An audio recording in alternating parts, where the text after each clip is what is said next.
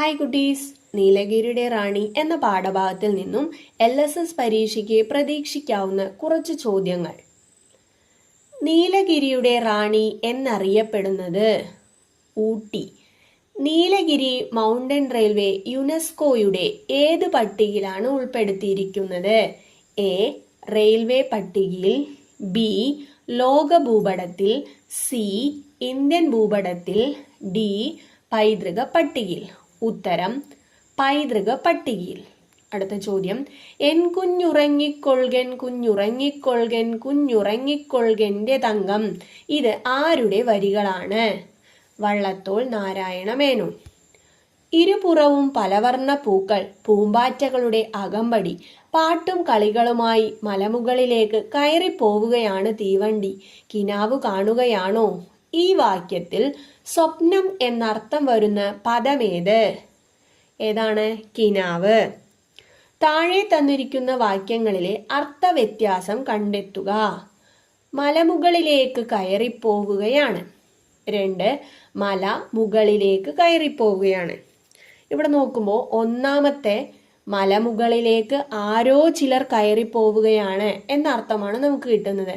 രണ്ടാമത്തെ വാക്യത്തിലാണെങ്കിലോ മലയാണ് കയറിപ്പോകുന്നത്.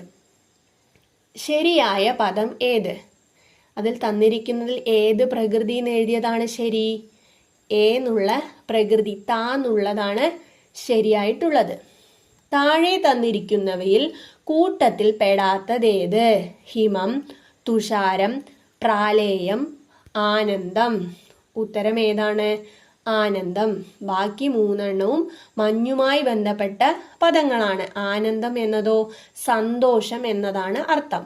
നീലഗിരിയുടെ റാണി എന്ന പാഠഭാഗത്തിൽ വരാത്ത പ്രയോഗം താഴെ കൊടുത്തതിൽ നിന്നും കണ്ടെത്തൂ. എ. തെളിഞ്ഞ അരുവി, ബി. മലമുകളിലെ പുകമഞ്ഞ്, സി. പലവർണ്ണ പൂക്കൾ, ഡി. കത്തിപ്പടരുന്ന തീ.